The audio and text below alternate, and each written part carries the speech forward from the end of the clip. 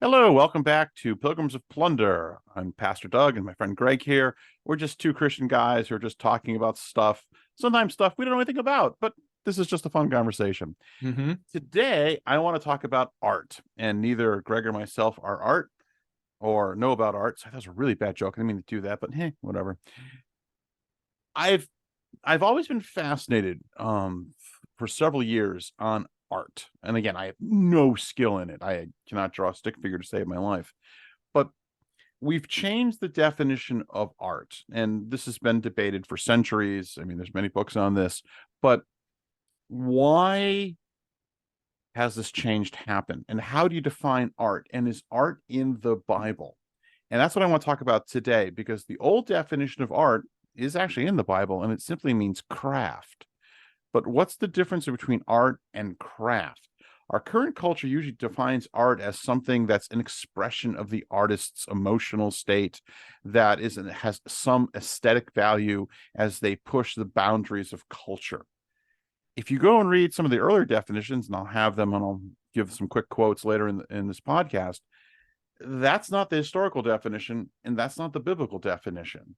And so, should Christians define art differently? Should Christians view art differently? That's what I want to talk about today. So, my friend Greg, do you want to chime in? Um, I also don't know anything about art.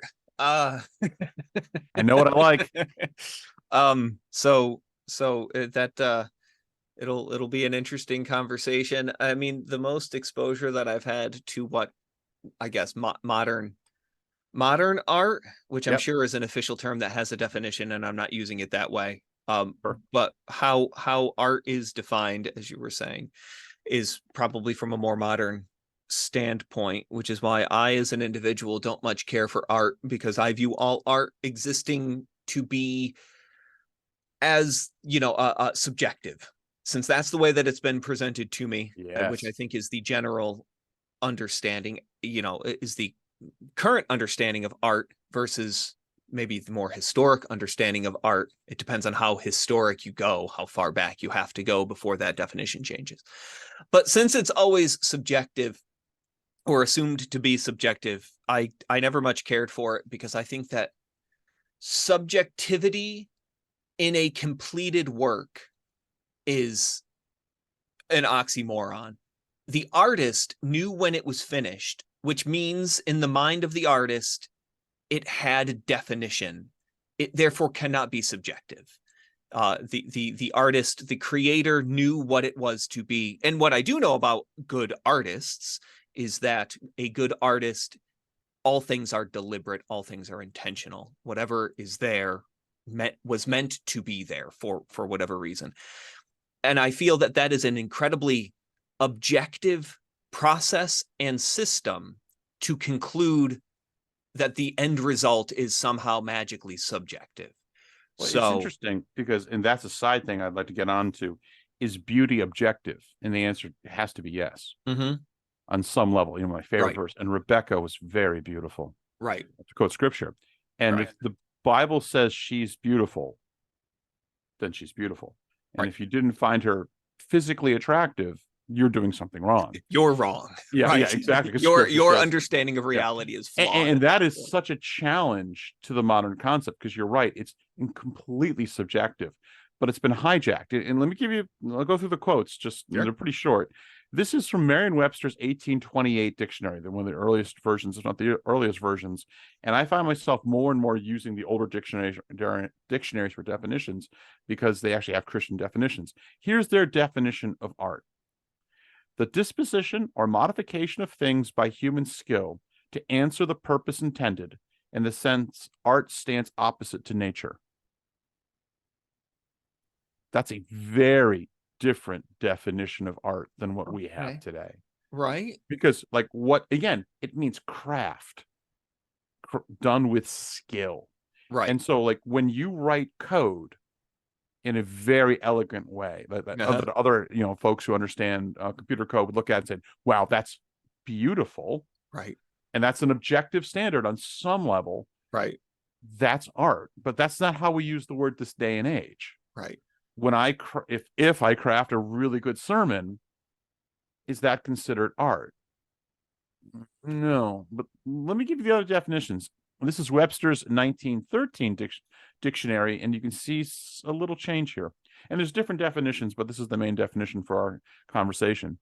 The application of skill to the production of the beautiful by imitation or design, or an occupation in which skill is so employed as in painting and sculpture, or one of the fine arts, as he performs art to literature. He prefers art to literature. There's a movement now, because now it's still skill, it's still beautiful, but now it's moving into particular realms: painting, sculpture, the fine arts. Right. So now what you and I are excluded, but someone who makes a painting is now included.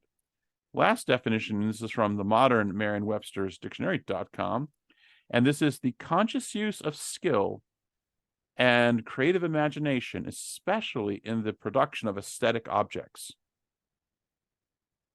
Something that, okay. Yeah, and this is why in modern art you can have a urinal on a stage and it's considered art. And that's actually one of the more famous pieces of early modern art, because it was the expression of the artist's feelings Right. to challenge the community. Right. And that's because art has become more, well, if you will, democratic, or put it in a more negative tense, individualistic, as opposed to the art was the domain of the church or the magistrate who would sponsor the art. You'd be a patron of the arts. Because in the old days, what's a patron of the art? Well, some pope would hire some artist to go make the cathedral beautiful. And the bishop, the pope, whatever, could complain about it. Now a patron of the arts just gives money to artists to do whatever they want. Right. And so there's been a real change in that. So in that online one, and I'm wondering if that has been the exact definition for X number of years, because they change. I don't know if you can find a history. I don't know if they track it. Yes, there are several. There's many books on the history of the No. I mean, yeah. I mean a digital history of that particular definition.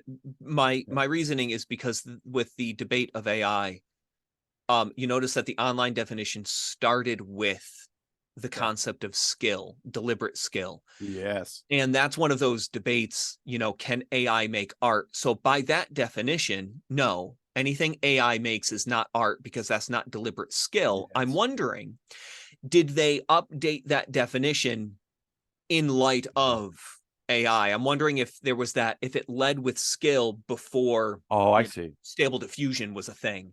So because but I don't know. The previous definitions had skill, so I'd assume it probably did. And that's another place to have the debate, because we had this debate offline. Am I now an artist? Right. Because I have no artistic skill. I wish I did. I wish I could draw and paint and sculpt, and I cannot. But I've been fooling around a lot with AI art of late, and I make all the beautiful title cards. But do I really? Yeah. I mean, technically, I have, quote, created this thing through a tool, right? And it's my piece of art. But should I consider myself an artist? Right.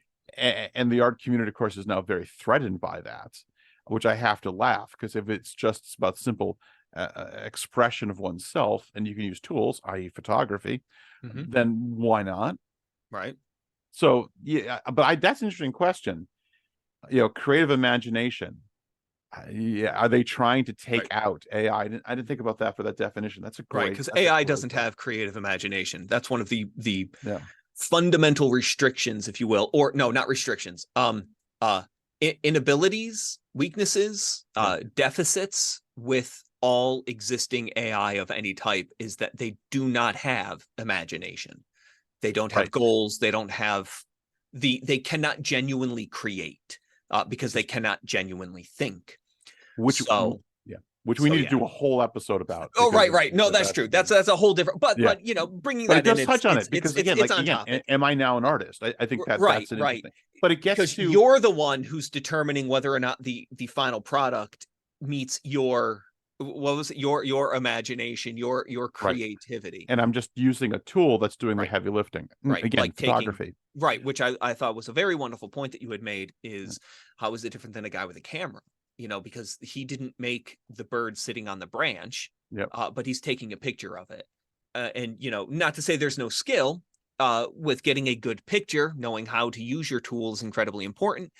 What type of focus, lens, so on and so forth, shutter speed, all of Yep. those things. There Oh, yeah. there are very technical aspects And they're to skilled, absolutely. photography. And then there is the, if you will, in the modern traditional sense, lighting is a big part. So knowing what makes good lighting, what will have a good picture, Do you have a good eye? Yeah. right, a good eye for it. And so there absolutely is, there is a skill involved in photography. However, you're not painting that bird. Yeah, You right, push right. a button and a machine has now captured the image of that bird. So you set it up. Yep. And so then again, the parallel is, well, if you know exactly what prompts to give an AI for it to generate exactly what you want to see, then isn't that also now a skill and an understanding of your new tool? There's definitely it as I've played around with AI art now for several months, there is a skill to it. I've improved. I've done I've functioned in a better way. So yeah, definitely. But it gets back to, I guess, the meta question. No, the meta question is, our modern definition wrong? And let me try to give a biblical definition, because there's one word, I'll go with the Greek for now, that gets translated art, that gets translated craft, it gets translated trade, and where we get our word technology. Let me give you the art reference, and this, at least this is the New American Standard, and it's Acts 17:29. Being then the children of God, we ought not to think that the divine nature is like gold or silver or stone, an image formed by the art and thought of man. Okay. And there, the word art again means, it also means trade, it means craft, but that's a correct use of, at least even the narrow definition of art. I mean, idols are obviously evil, but there is a craft to it. There's an art to it. When you make an idol out of gold or silver, which again is evil, but when you make it out of gold or silver, you're trying to do something beautiful, and it requires skill. And so I think that's a great translation of that word in Acts 17:29 as art. By the way, the other references to this word is 18:3 and Acts 18:3 and Revelation 18:22. So that definition is the older definition. So that would include writing elegant code. It would include creating an elegant sermon.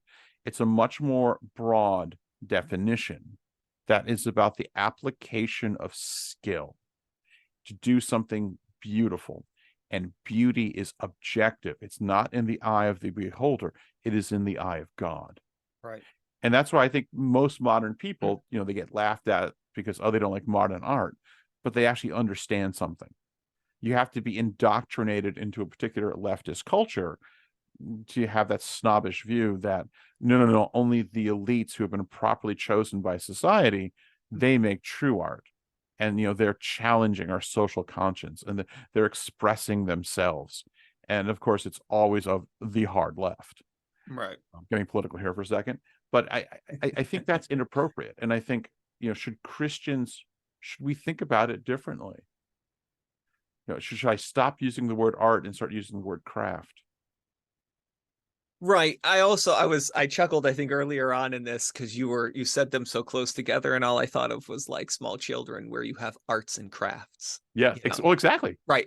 They're distinct. You can put them together. So some kid can paint and the other one can make a little dude out of, I don't know, tongue depressors or popsicle But sticks. what are the differences in those words? When we say arts and crafts, that's right. That's a very good point. point. No. Well, which is a great point, because there are assumed differences between art and craft.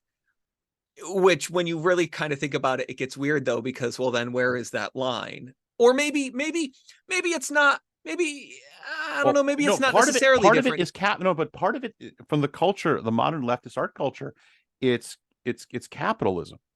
To be hired by the church to produce something the church wants, that's constraining your individual expression.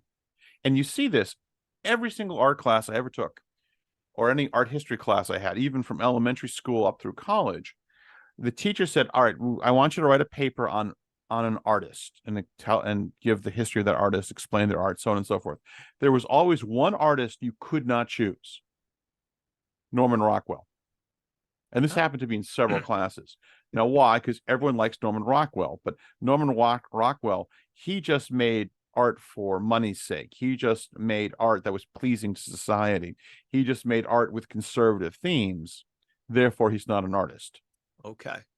Which is insane. Actually, I wish I had my favorite picture of Norman Rockwell. I used to have it hanging in my house, but we redid the bedroom here. And that speaks to a lot of the culture. So again, it's this hyper individualistic expression of themselves to challenge culture. And again, ideologically, it only comes from one place. Right. So Right. And my so it's interesting because I do agree with you anecdotally. Most of the time when people talk about art, it is the individual expression. Yeah. Now, to be fair, in the grand scheme of art, like, the full umbrella, there are a lot of different kinds of art which are not necessarily individual expressions. Because again, you can define, like, any painting is art in a technical sense. It can be a commissioned work for something, and that's still art technically. However, if it depends on what the masses want to believe or say or agree with. And like one of those things that I think of because of so there's a genre within art that I recently learned about, which is socialist realism. And is so that part of brutalism? socialist realism is really has its origins in the USSR. And so all of those portraits of Stalin and Lenin, or any of the, if you will, the socialist propaganda of the man and woman standing with their sorry. arms full of grain. So that's socialist realism.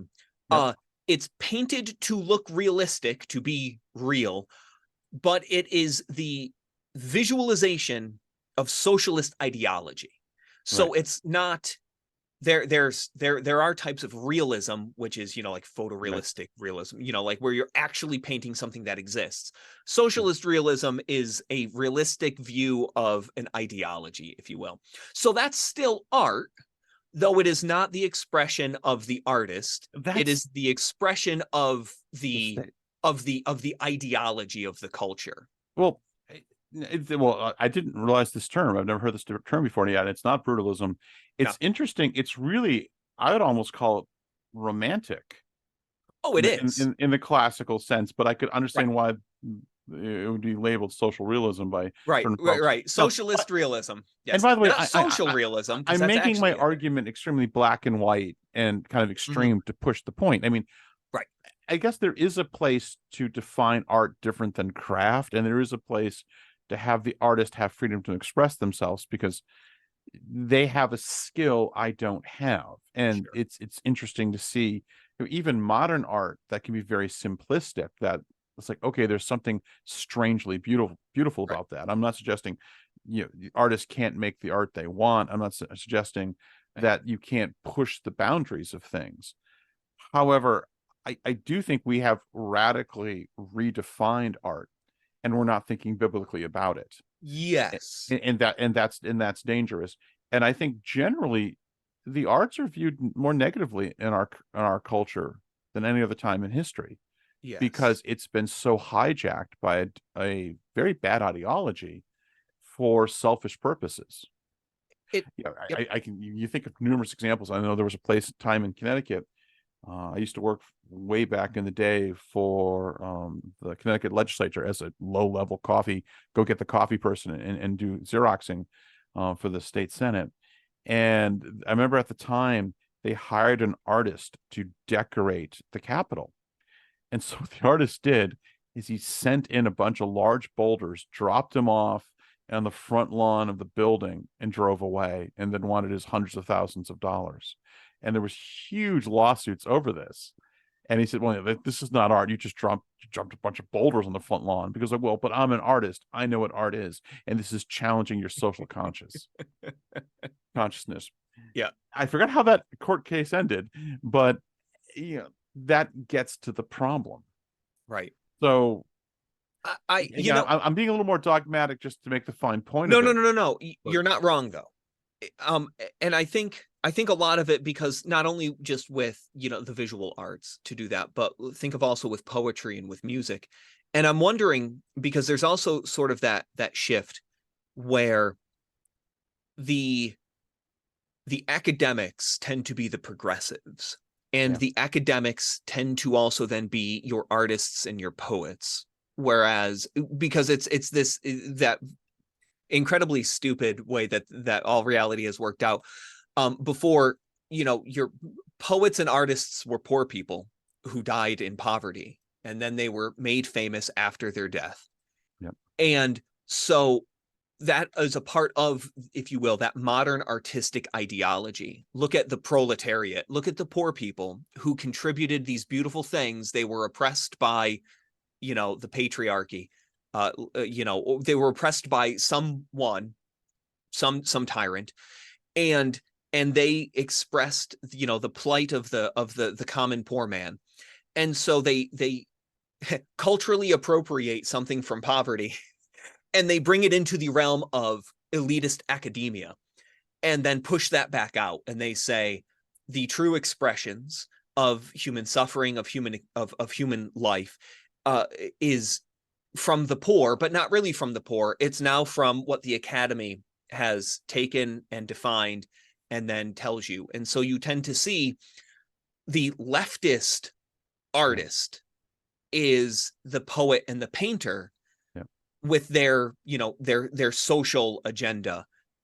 It's all very manufactured. It's also all very capitalistic, because academies are incredibly expensive. Universities costs a lot of money to get a degree in art, and you'll never make that money back. But it doesn't matter, because what you're buying is social superiority. Um, Right, and you can't right. put a price tag on that. And so, And they'd be heavily subsidized by their patron, the government. right, which will then pass those debts back onto the blue collar factory worker, who now has to pay off the stupid liberals, college debt. Anyway, so the which so I say that because, whereas I think in an objective sense, art is very broad. A lot of things fall under art, but from your point to focus on, and also I agree with, the prevalent view of art is that which is declared to us from the academies. This is art. This is what art is, the purpose. And then you end up with really, frankly, stupid things that Yeah, aren't art, but we're told are art. And I find that, because I had a good friend many years back, who was an artist, yep, a actual artist, and went to school for it as well. He had an artistic talent and ability. He went to college to refine that talent and ability. And what he made was, I mean, it was amazing. It absolutely was. And it was always funny. I, being a laity within the realm of art, would talk to him about art, and he was a very rational and critical artist. right. And he would be the first to tell you, just because you throw something at a wall doesn't make it art. He was very critical of a lot of, if you will, modern art, and the more, Yep. that liberal approach to the self-expression. He's like, no, that doesn't matter. That's not really art. He's like, that's stupid. So I think, But could he define art though? I never And, asked. I'm sure that he, and would he disagree right. in the end the modern definition? Because I mean I I remember right. chatting with your friend um in World of Warcraft of all places. Yep. And we had an interesting discussion about good and evil. That actually do a whole show on that, because that was a fascinating debate. But I don't think he would question the modern concept of what art is.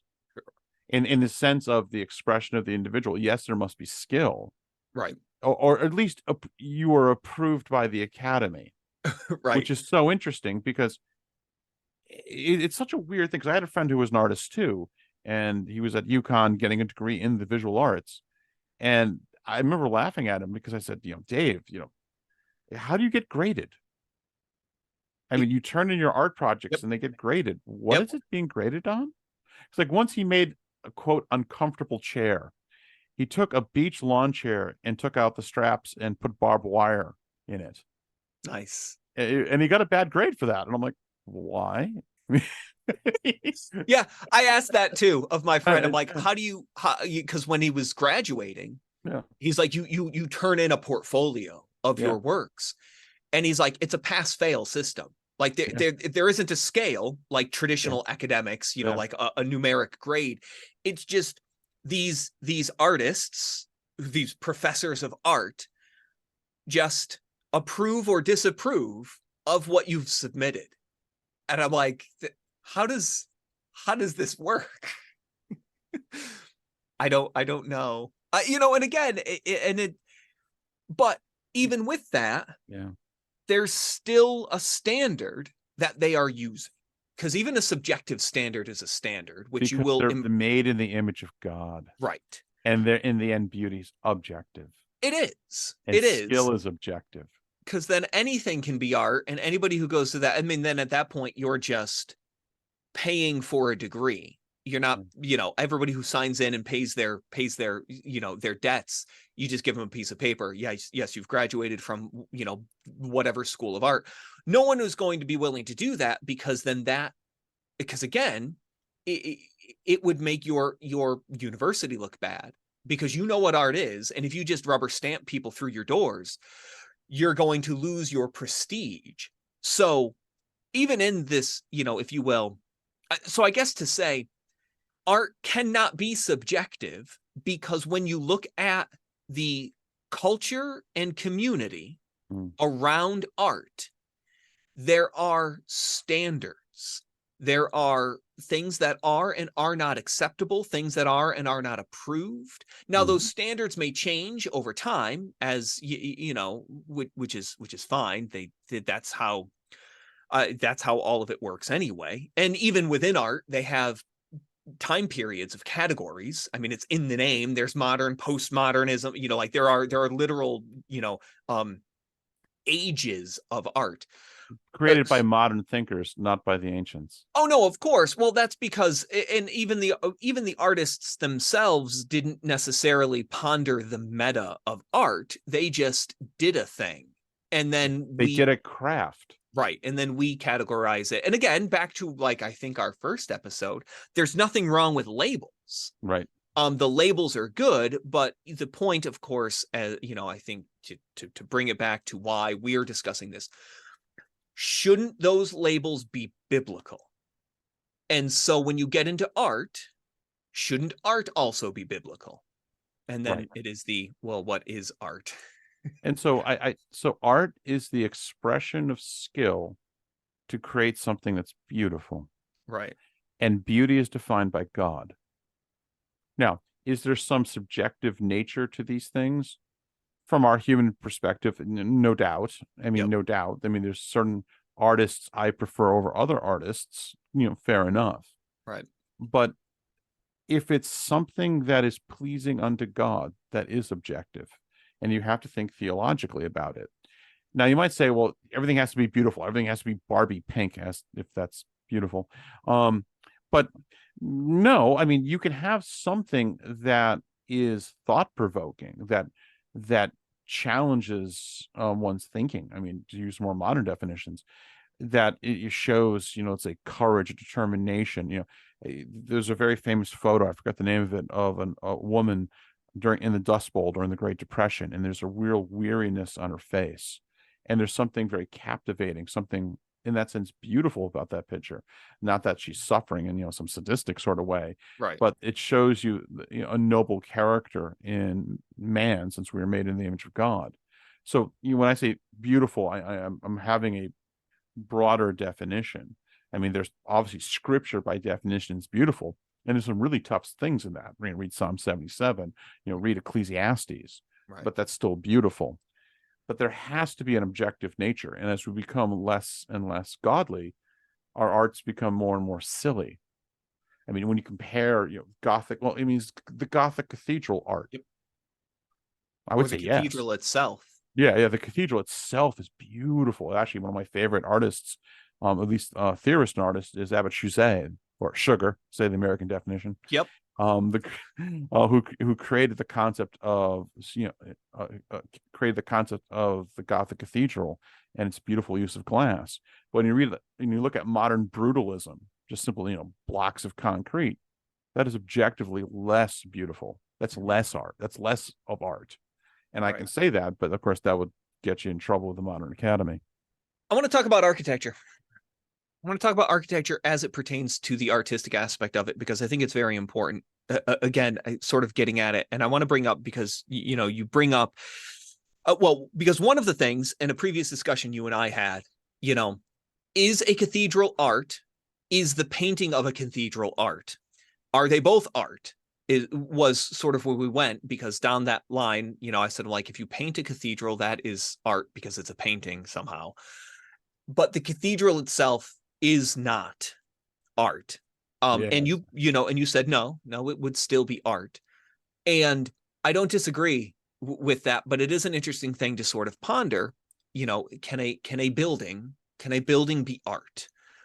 And I guess, yes, by both definitions. One, it can be aesthetically pleasing in a form of art, and also because it is the product of artisanship, of a craft, of the talent of the one who crafted it, who designed it, the countless people who built it for cathedrals, because they were, they take like hundreds of years to build. So back in the day.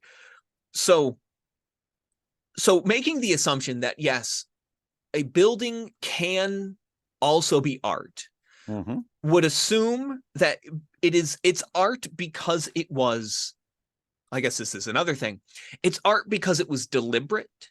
It was deliberately aesthetic. There were deliberate aesthetic choices, right? That would make it art. As opposed to the prefab Soviet apartment buildings. So where you have no thought to what it looks like, because that's not important. What's important is you have, 4 families living in one flat, and you want to address that housing issue. So you just prefabricate concrete buildings and you just stand them up all over the place, throughout everywhere. Those are objectively less aesthetically pleasing. So brutalism, yes, to use the term, which again is this thing was created after World War II. Yep. If you ever seen like any large concrete building that's just simple blocks, that's brutalism. That's an intentional form of quote art.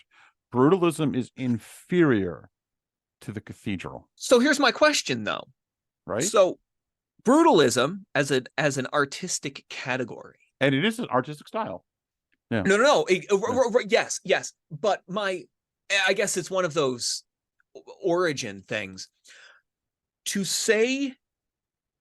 So if you intentionally design a building to be a concrete block because you want to provoke a particular emotional response, I would say that would be artistic, and it would be categorized as brutalism. On the flip side, if the fastest form to produce is a concrete block, it's the most efficient, then that is not art, because the intent is not its aesthetics, so much as its efficiency. All right. Now, all right. So we have 3 categories. Right. Someone who's just quickly throwing up concrete buildings. Just build some buildings. People need places to live. Yeah. We got to rebuild Stalingrad. So since we're going all the Soviet imagery. Yep. That's where these are. And it's not intentionally art. They're just right. Quick. It's not intentionally art. You just build them. Yep. All right. So that's not art. That's just simply construction, because there's not much craft involved. Fair enough. Right. The other extreme, Amiens, Chartres, the great cathedrals. Yep. It's deliberate of Europe. That's art. Yes. Now, the intentional. There's brutalist churches, by the way. You can look them up; they're all ugly. Because there's some churches that were intentionally made in the brutalist style. Right. That is still quote art, but it's Yes. bad art. Well, yes, because well, Is that fair? Well, no, hold on. I'll Hold be on. judged. I'm going to No, be no, no, no, no, no, judgmental. no, no, because I want to go this route. Yeah, So yeah. if I just you populate, if I just construct a bunch of concrete buildings in my Soviet state because people need a place to live, Not art.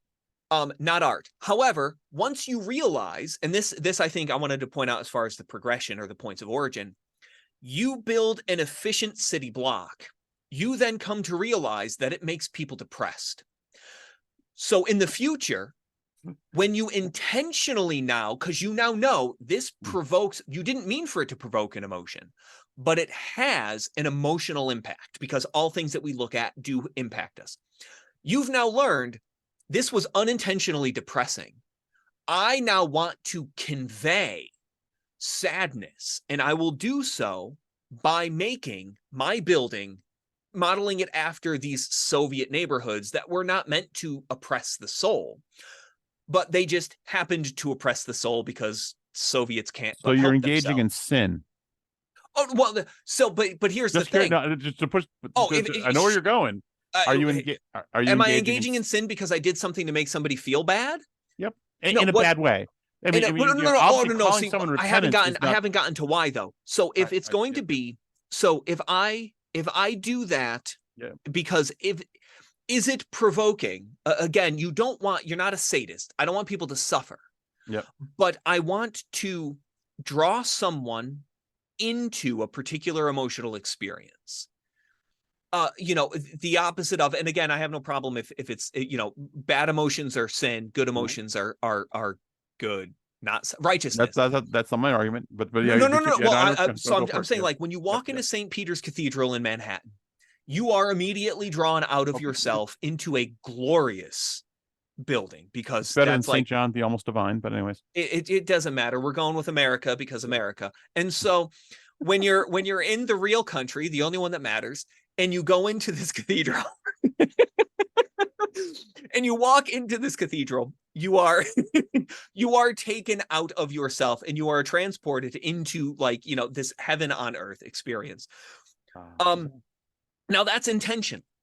If you go into the Puritan meeting house, they don't care about your feelings. They didn't do it to make you sad. But the brutalist church. Now, if you make a concrete church to make someone feel sad going to church, I'd say you should question your life choices. Where were you going? I thought you were trying.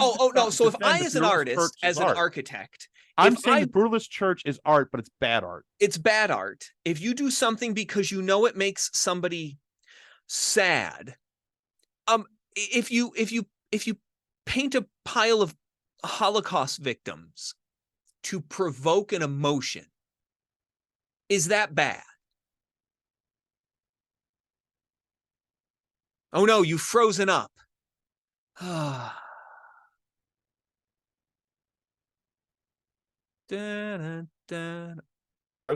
Building concrete buildings in Stalingrad that are quickly put up just to Yep. Internet. You locked up. Am I? You're back now. I'm happy. Okay. I noticed. I have no idea. I was talking, and then. Yep. And then I noticed I have no idea. All right, so I'm back. So where something. What was the last thing you heard me say? I don't remember, but I know it doesn't matter. What I was saying. Good. I don't listen to what you said. I'm sort of what I'm talking about. No. My point. my question. No. I know what I'm saying. I was going to go through the list. All right, so we agree. So we agree that building concrete buildings in Stalingrad, quick and dirty, is not art. We agree. Chartres and Amiens, going French. Wells, go with English. Cathedrals are beautiful. The poor French. Yes. Well, José was French. I have to give him that. Jean Calvin was French. Yep. Jean Calvin. I'm sure there were more silent letters in there. But anyway, continue. But churches built in the brutalist style are bad art. Now, I would say that would be bad art because because you're building it for a purpose, and you're trying to make something ugly that's going to ordain where Right. God's No, going to be but worshipped. I want to ponder brutalism, honestly, because I But, think that that's a well, very interesting thing. But okay, continue before well, finish. I guess we have to debate that point, because actually, my most enjoyable class I took in seminary was the theology of the Gothic cathedral, Right. and the professor argued art is theological, and he goes, Okay. that never happens, Okay. because artists don't want to talk theology, and most theologians don't want to talk art. And he goes, it's crazy. Now, Right. there are beautiful ways of doing churches, and we Right. can debate whether it's appropriate or not. You can do the Old Testament approach, the cathedral. God should get the best, Right. but we are going to make the most beautiful, impressive building. And Chauvet, in his use of art and line, was trying to transport the person into heaven, not literally, but just Right. in Right. Right. kind of mystical communion. And Right. he had a beautiful vision of it. He thought the closest thing created to God was light. Sure. And so he wanted a building of mostly windows. And the whole purpose of the Gothic is to have as much windows as possible. Right. It was at Saint Denis, I think, came the closest, where it's literally just walls of glass. And you put the biblical divine stories in colored glass, and light comes through it. And now, he didn't think that was overtly a sacrament, but it was close to it. Right. And we can have the debate whether the church should blow a lot of money on a big fancy building, but there is something beautiful about that. And that's an Old Testament sense of beauty. The Congregational Meeting House, those beautiful white churches, the Congregationalists, are also beautiful, but in a very simple way. And they thought the whole purpose was to elevate the word of God in the assembly of the saints. So you walk into this very stark, very minimalistic, but I would argue very beautiful church, where what's dead center, this huge raised pulpit, because what's the most important thing going on? The ministry of the word. Right. That's beautiful. Yes. Now, the church that meets in the Caphagimitarium, The Caphagimitarium. that's not beautiful. No, No. that doesn't make it less of a church. They may be a more solid church, and maybe we should have a whole debate about whether churches should have fancy buildings. And I actually did want to ask, should Christians promote art? But to your point, I would contend that brutalist churches are ugly. They're art, but they're ugly. If you're making, though, a piece of art, let's say about the Holocaust, to remind us of the dangers and the evils of the Holocaust, can that be art? I want to say yes, because I think there has to be some sensibility. There has to be some restraint, meaning X-rated stuff is always wrong. Right. However, the beauty of a picture of the Holocaust, I would think, is the desire to call for justice. Because if you're just wallowing, yes. You're not doing it having a picture that's celebrating suffering, that's right. That's sadism. bad. That's yes, ugly. it is. That's evil. Yes. Agreed. But to have a picture that reminds folks of the suffering, and that there is a need for justice in the world, how many of the Psalms talk about that? That could be beautiful. Right. Should you make a church based around that? No. No, I suppose not. Now, granted, and I guess maybe to get back into the subjectivity, if you will, of art, if you find a brutalist architecture aesthetically pleasing, can you then say a brutalist church is good question, is there something beautiful? wrong with you? Right. Well, because I have to say, wow, having never actually looked up brutalist churches, so the Church of Light in Japan is a brutalist church. Interesting. I'll look that one and up. It immediately reminds me of the movie Equilibrium, which is very brutalist architecture. Everything's concrete, everything's just simple straight lines, drab, so on and so forth. I think that's awesome looking, but it's ugly. Right. Right.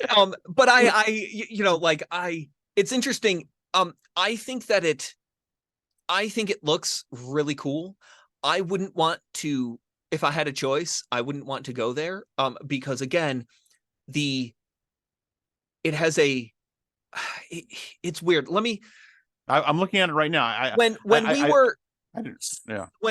Susie and I went to Romania, And again, Romania, and where we were in Romania, and at that time, so this was forever ago, Romania was the poorest country in the European Union at the time, and it was also recently, up until recently, communist. And so they had just recently officially stopped being communist, but I think as most former communist states end up, they just attach on People's Republic to it, and then they magic themselves as not being communist anymore. But you can't just undo communism very easily within a collective psyche. Regardless, being in and around, like in the cities where you have the cities or buildings that were constructed under, Ceausescu during communism, they are that brutalist, that prefab concrete building. It's depressing. It is very depressing. Like you just know that it's depressing.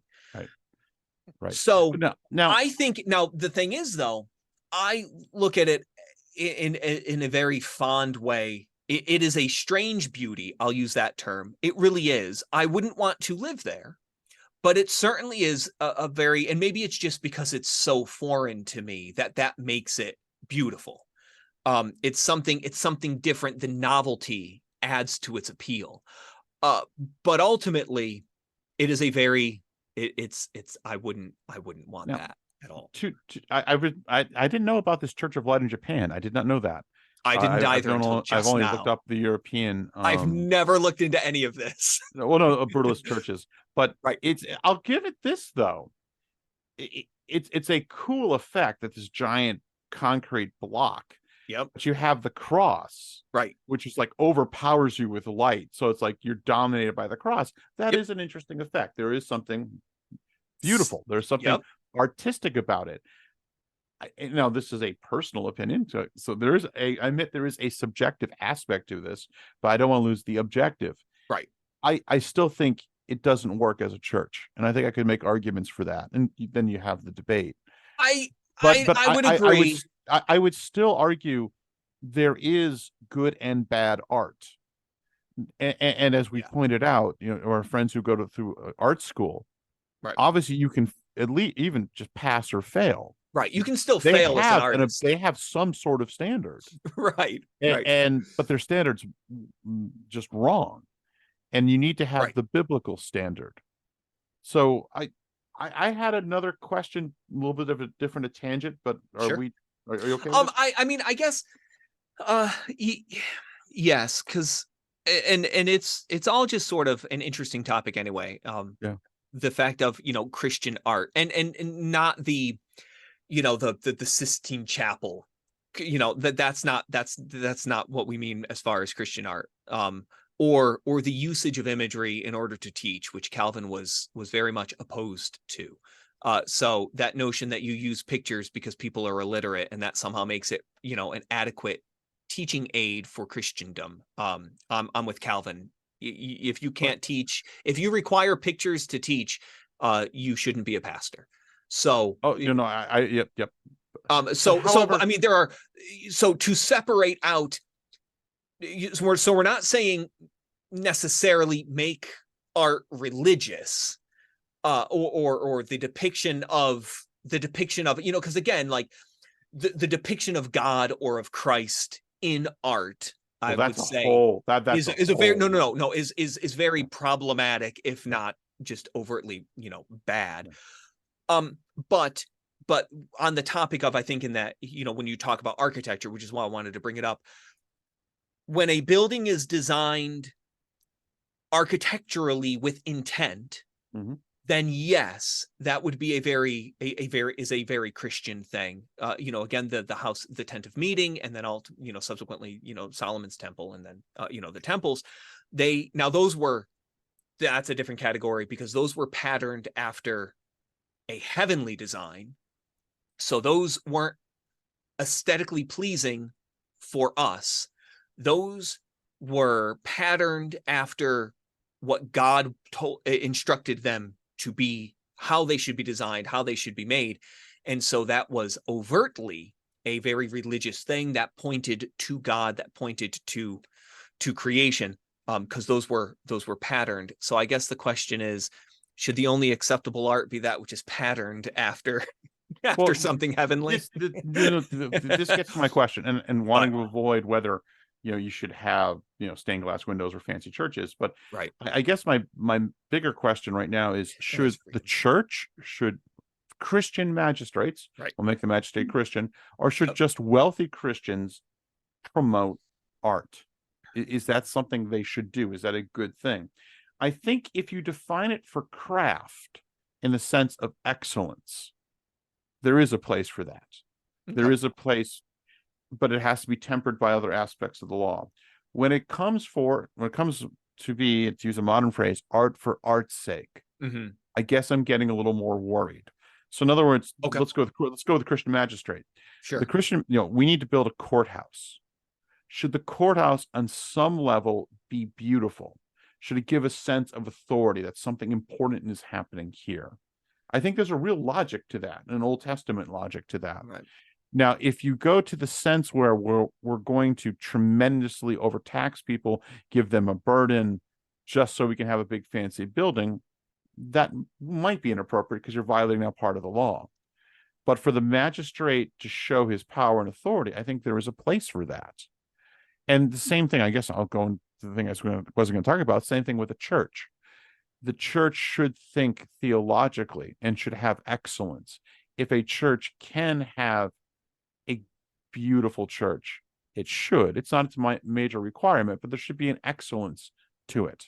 There should be a craft to it, but it should be tempered. If you're wasting all the parishioners' money on just a building, that's kind of problematic. But there is a place that there's, if you're going to have a building, and I think the Bible allows us to have buildings, they're going to call that the church, to use the modern word of the modern concept of church. Then, yeah, there should be a craft to it. What do you think? I think it's an interesting point. So running through those different categories, and again, it gets to intent. So and starting with civil buildings, so buildings of a civil purpose, and this really it comes down to, what are you attempting to portray? I think is very telling. So removing, again, necessity and efficiency, because you're going to come up with whatever, because that's what you have, right? So if you build whatever you have the resources to build, great, awesome. So the scenario is, if you have the ability to choose, what should your town hall look like? And I think how you answer that is telling, because if you choose to build your town hall to be a building that expresses or demonstrates a hierarchy, that civil government is above the people, then you're going to choose a type of architecture that conveys that worldview. However, if you are anti-establishment, if you will, then your city hall can just be another building, because your civil servants aren't special. Your politicians are just bureaucrats. They're not, they're just people doing a thing. They can just do their thing in a standard office building, and it doesn't have to look pretty. So if you have a choice and you choose standard office building over town hall with pillars, that tells you what you think about civil government, because the architecture matters. Moving now into, and I think this is appropriate for the church for that discussion. So if you want to convey your personal opinion about civil government and give them an office building, then fine, then that's very telling. For the church, we should approach it with caution, because out of excluding necessity, because if you out of necessity, you meet in a basement, rock on. Sure. The church is the assembly, the people, not the building. However, given the choice, if you choose a cathedral or meeting house, the Puritan meeting house, that's one category of intent. But if you choose the Caphegementarium intentionally, you are declaring the authority of what you believe the authority of God is. Because for the cathedral, it is light, God, and the closest created thing to God. And so that focuses you on God. For the meeting house, it is the word of God. It is elevated central. Yep. So those are intentional expressions of who we, the church, believe God is in relation to us. The Caphigematarium believes that the assembly is for the assembly. You go in, you have all the common conveniences and amenities, Mm. and it's very comfortable, it's very entertaining, it's very pleasing for the person. It's not beautiful because it visualizes God or the word of God. Mm. It's just the mall essentially at that point. And you have different departments. You have, a Starbucks in the lobby of your church. The focus of your church is the congregant, not Christ. And so it really matters because that's what you're conveying. Yeah. You're Now, conveying yeah. the authority of God is less important because that's So, conveyed in the other architectures. Obviously, the Yes. church that is correctly preaching the word of God, engaging in church discipline, so on and so forth, that's the true church. So, Correct. obviously, And if it you have a can really be good church anywhere. in the It Caphigematarium, can that's be a in a superior church than the Caphigematarium. cathedral or the meeting period Sure. house. Sure. Absolutely. However, as I agree with you, when it comes to start building the church, I think you have to think about at least the craft of it. What does it say theologically? Right. And the use of art or craft says a lot about what you're going to be making. And that has to be done with intention. Again, that great older definition of art. It's not just simply nature. You are crafting something. And you're crafting where God's people worship. And I think that has to be thought out. There is, though, that interesting tension. You think, and I always think about between the Old Testament and the New Testament. The Old Testament tends to have a much more stronger use of art. And when you think of how the temple's created, and the New Testament has that, I think, more tension against art. Just to give you an example, and this is not fully art, but it's related. 1 Timothy 2:9. Likewise, I want women to adorn themselves with proper clothing, modesty, and discreetly, not with braided hair, gold, or pearls, or costly garments, but rather by means of good works, as it's proper for women to make claims to godliness. Now, the Caphigematarian people might say, that's why we have the Caphigematarian. Right. I would argue, well, then why don't you do a Puritan meeting house? Because that's actually exactly. that's more Yes, intention. yes. Yep. But that there's a danger. I think, I mean, we're called to have dominion over creation. I think there is a place for art and artists, but they have to be prescribed by the word of God. And there is that wrestling, how fancy you get. And again, I disagree the notion art for art's sake. Right. And that is such the philosophy of modern artists and our world, that we just have art because it's for art's own purpose. It's the expression of the individual. And again, to quote my mother, hogwash. Right. It is to bring glory to God because that's the chief end of man. Right. So back to your Holocaust picture. Oh, okay. Well, real quick, I'd also like to point out that the proponents of Caphigematariums tend to be the women who do not dress modestly anyway. Because the Caphigematarium is common, and our common culture is very immodest. And so you thoughtlessly attend church the way you would going to Target to shop to get your Starbucks. To quote Shakespeare, base, common, and popular. Right. Whereas if you have to go to a cathedral on Sunday, you have to start fighting that urge of, I am very underdressed to be here.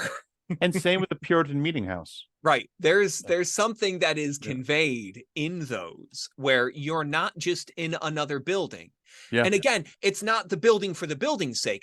You're not in the building, a normal building. You're there for a specific purpose. You should present yourself appropriately for that purpose. And when you make the place of worship common, worship becomes common. It's no longer, and we pervert what we think the Puritans were doing. It's like, oh, well, they stripped away all these things. It's like, well, sure, they didn't have holidays, but the Lord's Day was the only holiday. It wasn't that they cared for nothing, no earthly trappings, no ceremony, no system. It's that in your regular life, these things are pointless. But when you assemble together, that was what mattered. That was the purpose. The poor people had their Sunday best because that's all you could afford. If you only had money to buy good clothing for one day, you buy it for Sunday. If you only have money to buy one book, you buy the Bible. And so how they prioritized things was very apparent. We've gone somewhere very different. To the We've just extreme. made all things without purpose, except self, of course, because having a fresh cup of Starbucks coffee at church is most important. You know, do the pews have cup holders? So do they make pews with cup holders? I mean, there's the communion cup ones. I'm sure they must. Yeah, I actually, I think in the Catholic Gymnasiums, I've seen the back of the chairs. You know, it's like it's bad because you can still have large churches that are not Catholic-gymatariums. You know, they are a large church with large congregations, and they have large, you know, like good, comfortable pews and all this stuff. So it's not, you know, they're modern. Puritan, bleak hardwood benches that you're meant to suffer because suffering. Right, of course. Yay, Calvinism. Right. So there's definitely, you know, the modernized church, if you will, as far as architecture and furniture. And I don't think that there's anything necessarily wrong with that. Air conditioning's nice at all. Oh yeah, I'll take air conditioning. Thank you. Yeah. But you know, but again, creating a place that's comfortable for your parishioners, okay, you know, but making it a place that is only for your parishioners, that's, you know, that's the problem. You know, movie. And I guess in also real quick conclusion before just shifting, you want to see extravagant, look at Eastern Orthodox churches. But again, that's nothing intentional. I think it's bad theology. But it is bad theology. But there is something.